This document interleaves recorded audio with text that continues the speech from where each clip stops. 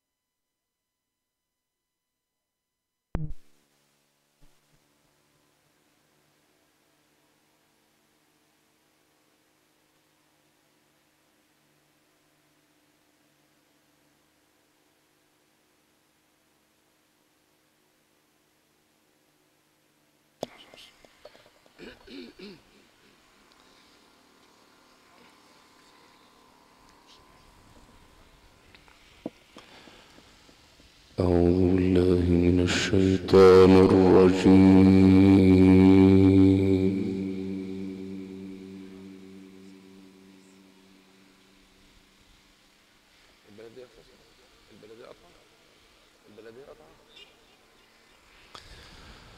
بسم الله الرحمن الرحيم.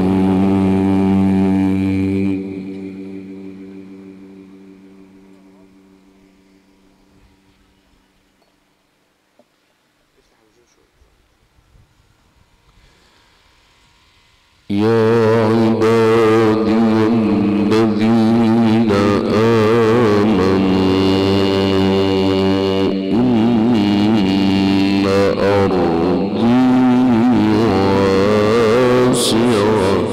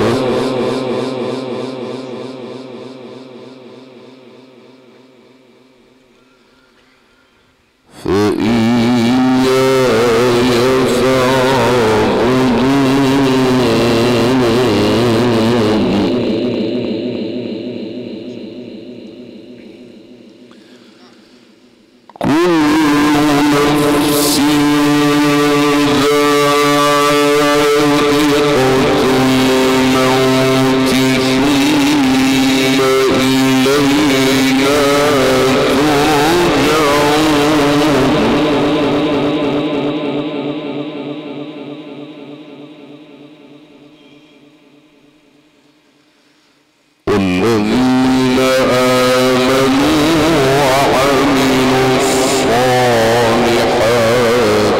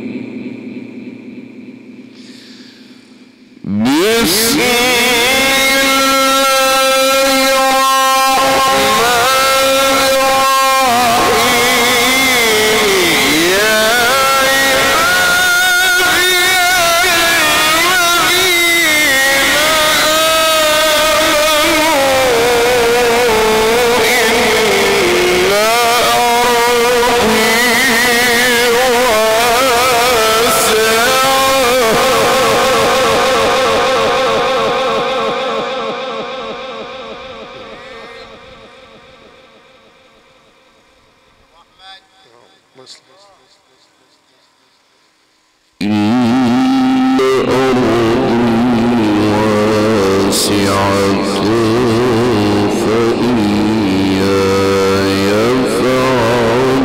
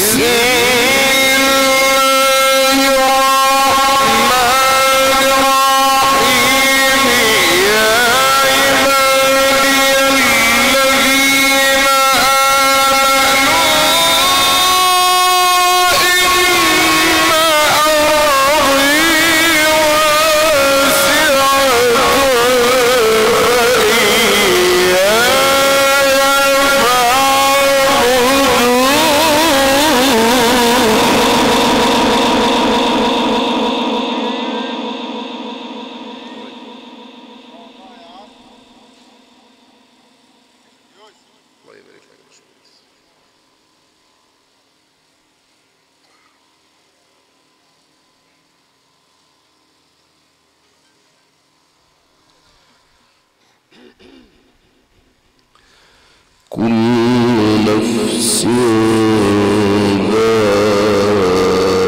ذائقة الموت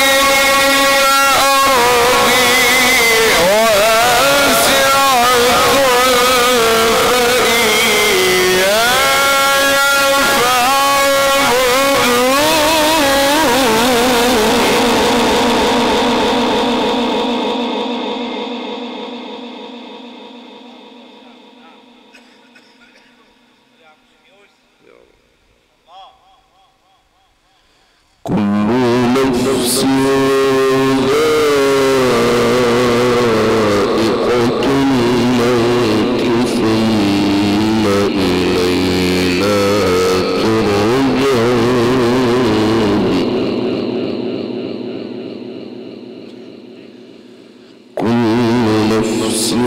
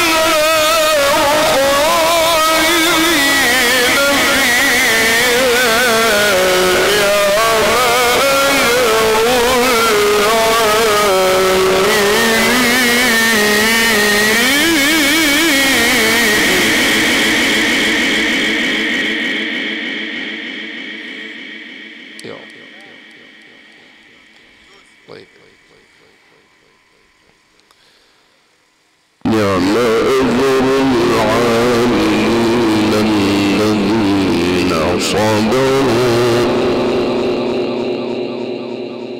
الذين صبروا وعلى ربهم يتوكلون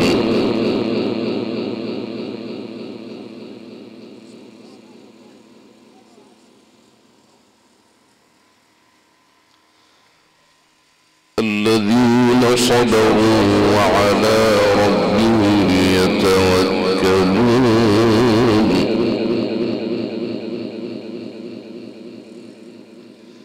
وكأين من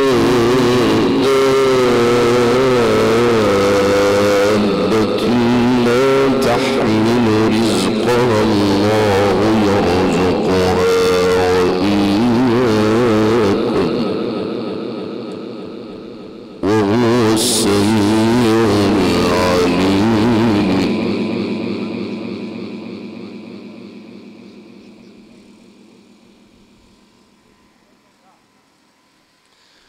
نعم أجر العاملين الذين صبروا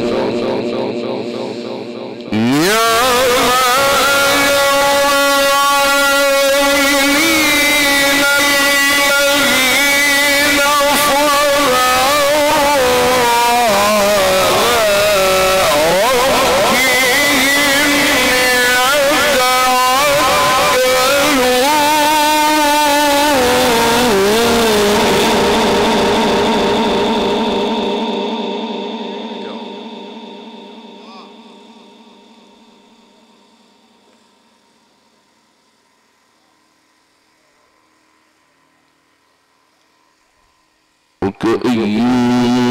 من دابة لا تحمل رزقها الله يرزقها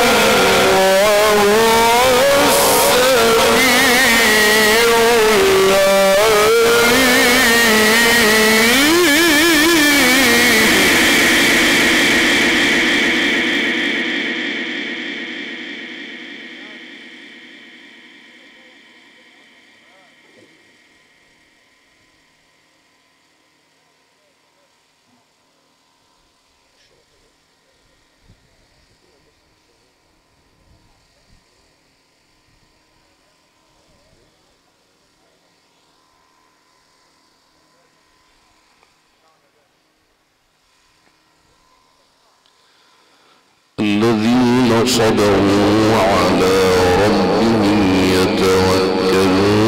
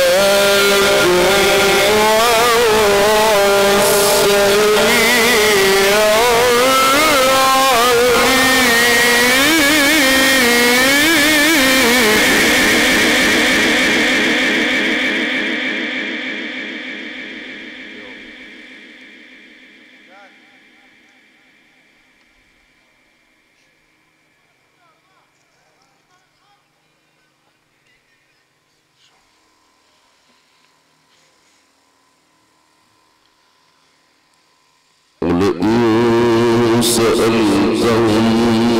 من خلق السماوات والأرض سبحانه وتعالى وسخر وسخر الشمس والقمر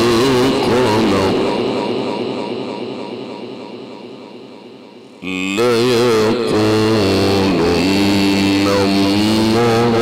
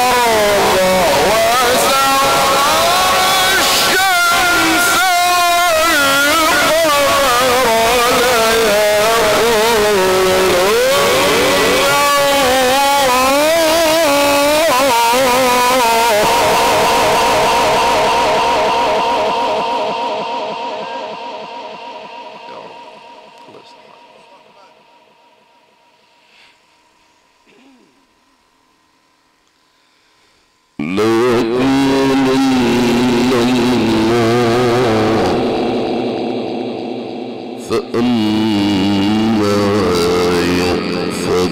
يؤفكون ولئن سألتهم من خلق السماوات والأرض وسخر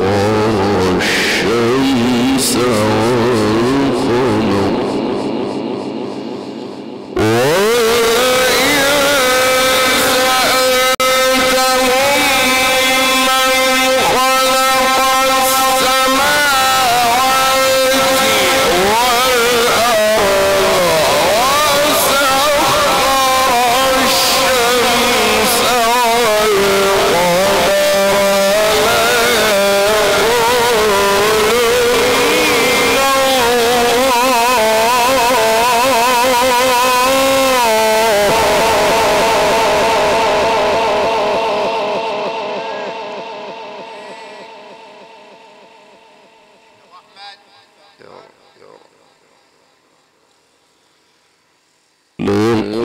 ليقولن الله فأما يؤفكون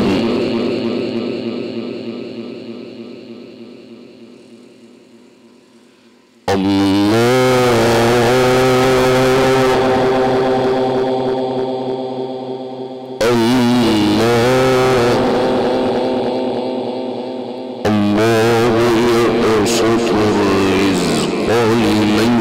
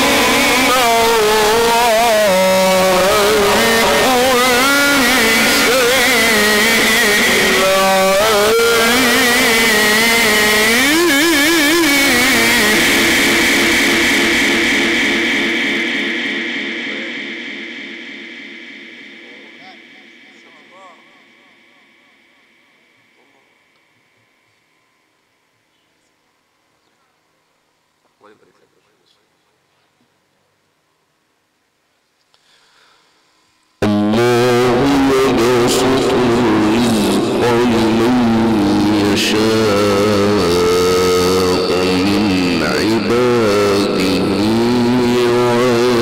ويقدر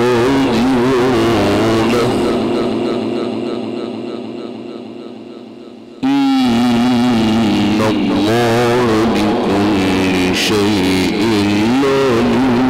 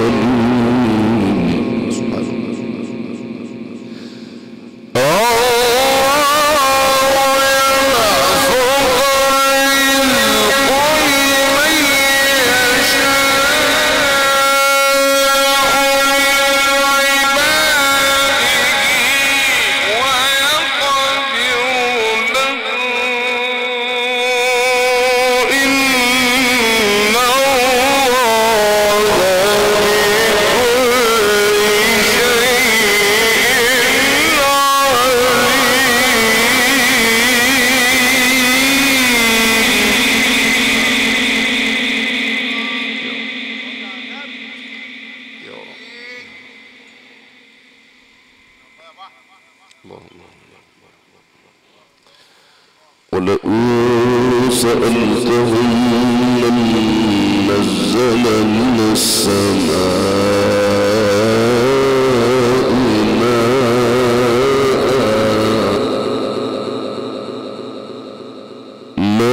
ماء فأحيا به الأرض من بعد موتها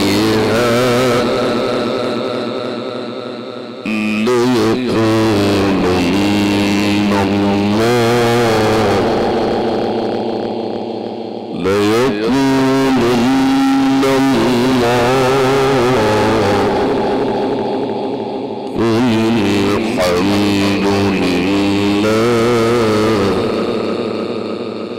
قل الحمد لله بل أكثرهم لا يعقلون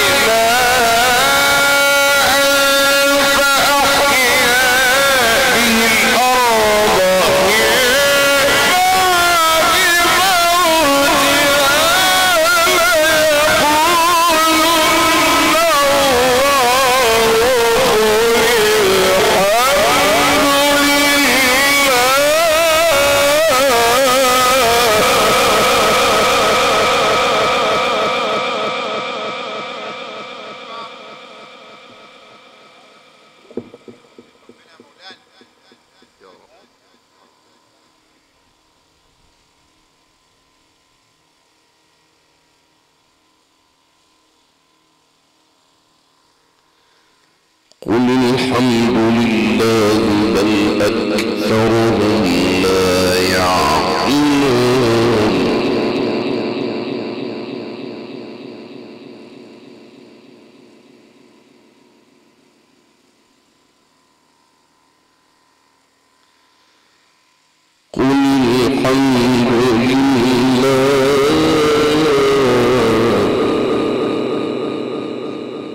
قل الحمد لله بل أكثرهم لا يعقلون ولئن سألتهم من نزل من السماء ماء فأحيا به الأرض من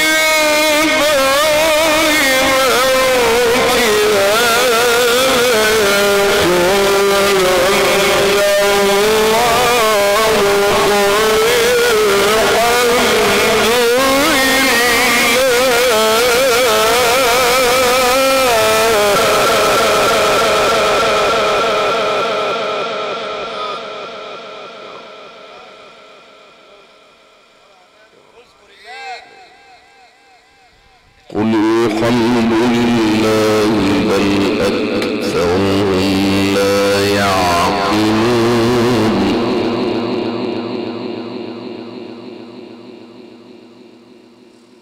وما هذه الحياة الدنيا إلا لهو ولعب وإن الدار الآخرة لهي الحيوان لو كانوا يعلمون وما هذه الحياة الدنيا إلا لهو ولعب وما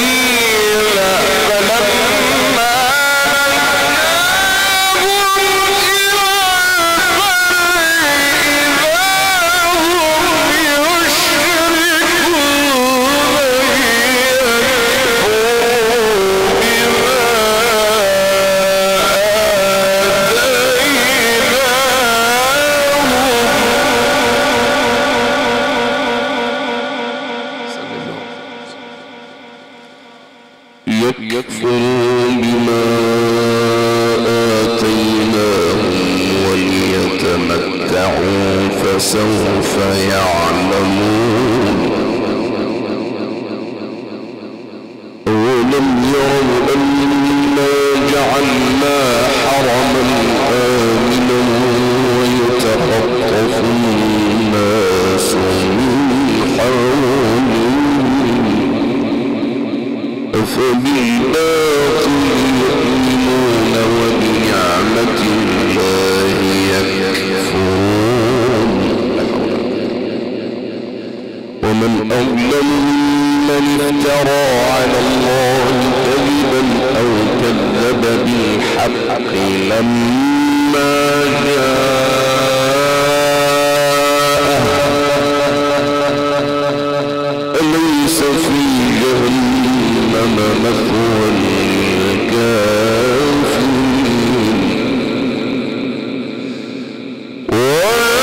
والذين جاهدوا فينا لنهدينهم سبلنا وإن الله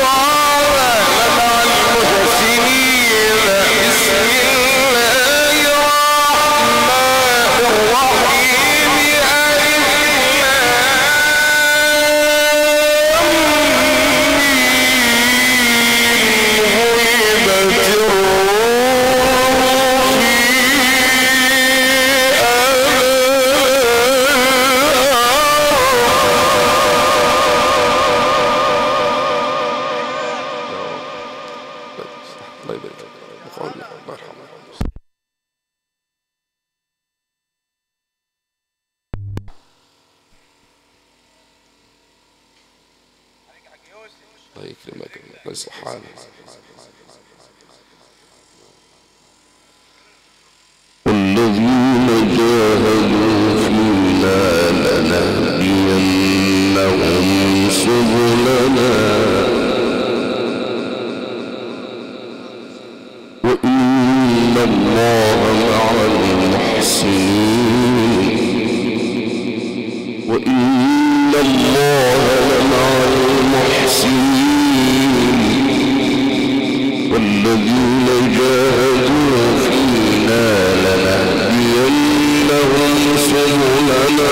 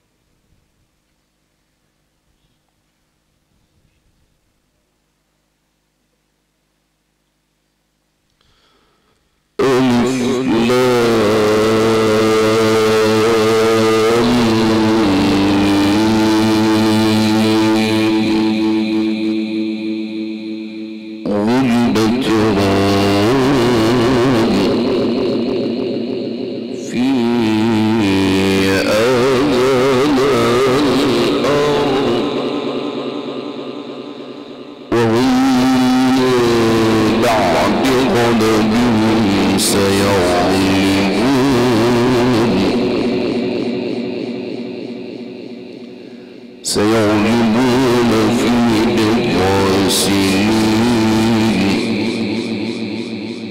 لله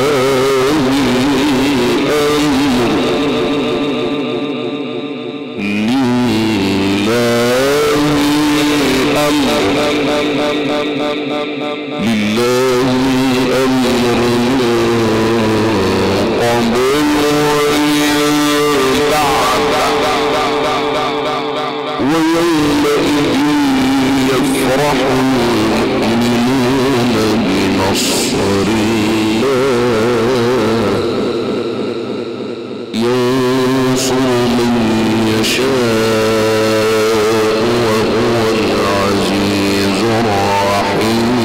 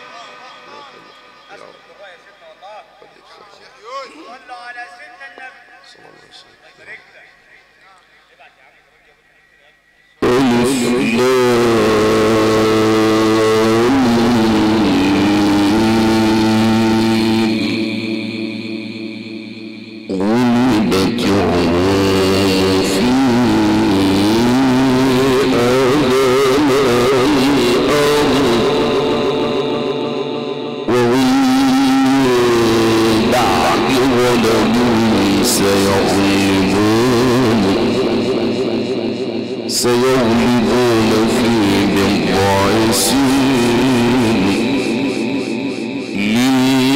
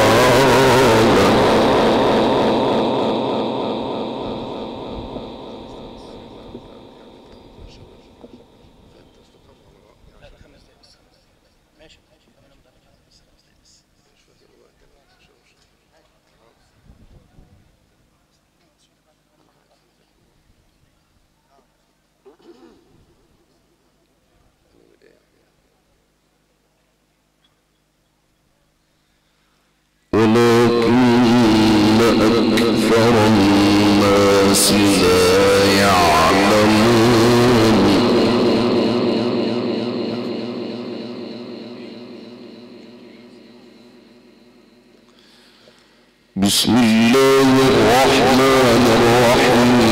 ألف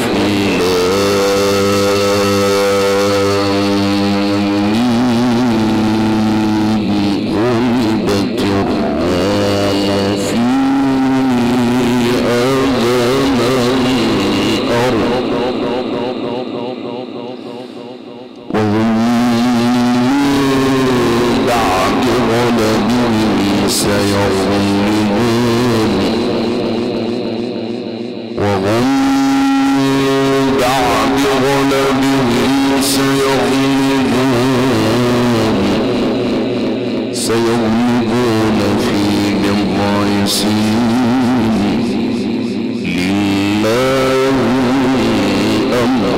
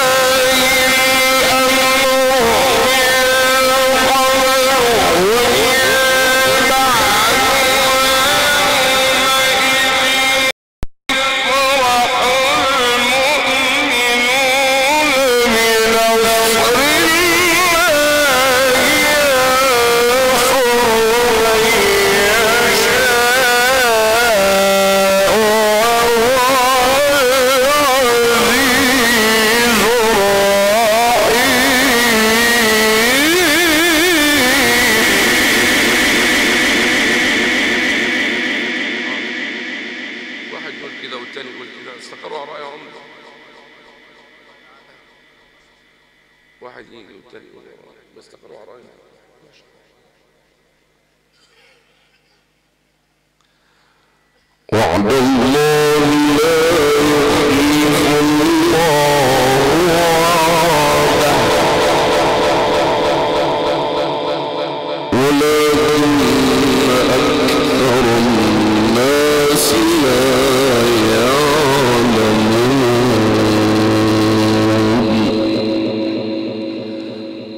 صدق الله العظيم.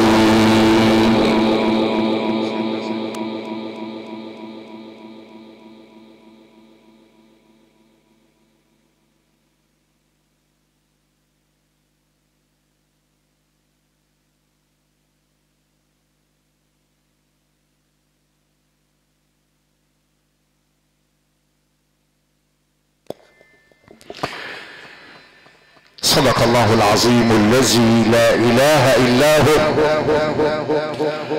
واحد احد فرد صمد وليس له شركاء، واقر بالاسلام دينا خالصا فداء الروح والابناء. اخوتنا اخوة الايمان والاسلام، عشنا في رحاب هذه التلاوة القرآنية المباركة العطرة